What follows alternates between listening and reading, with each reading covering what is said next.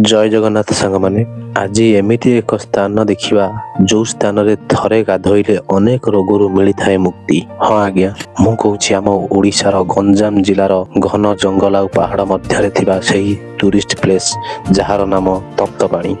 एबे आमे आसी पहुंची गलु तप्तपाणी रे जोटा कि हमर गंजाम जिल्ला रे अवस्थित। देखि पाथिबे एठी आमिष मंदिर परिसर रे आमिष निषेध बोली लिखा है जाईची। एठी के आमिष टोटल निषेध। एटा पछपट गेट एई पटरे में गाड़ी थोइकी के जीवु। दया करी मंदिर परिसर रे उंटा उडा गारे दिचंद कि जणा जाउनी। एठी पानी गोड़ धोया पई बोले शायद पानी करा हैची।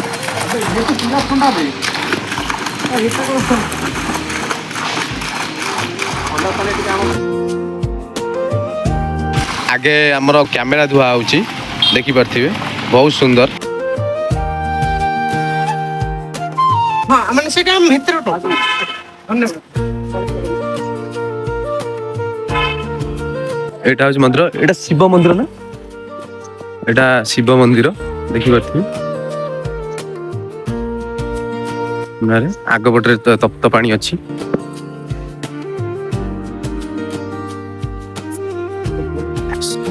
एटा शिव मंदिर।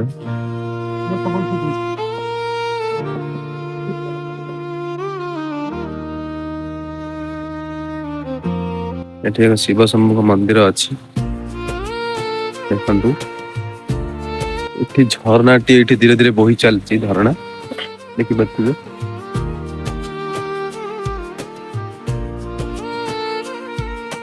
जेमति झरना एमति उपु जाई।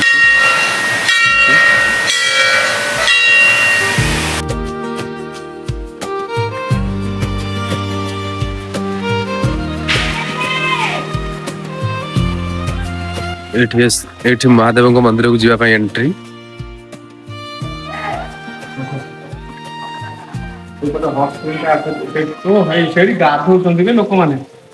महादेव मंदिर एटा से महादेव बैक साइड पटटा देखि पाथिबे।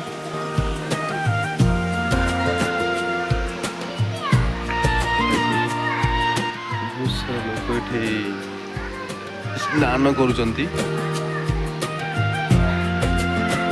सेपट साइडटा रोड।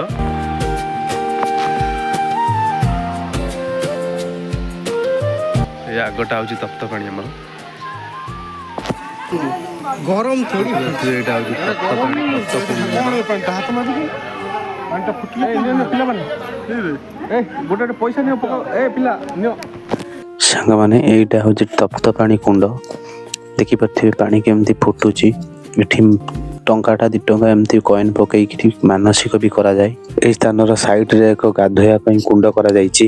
ए स्थान रो पानी जाहिंकरी से कुंड रे पसुची। से स्थान रे लोक माने समस्त गाधौचंती। वीडियो को आगु को देखंतु से जागा भी मु आपन मानु को देखाइबी। तो पुआ देखा सही रात रो गाधे नानी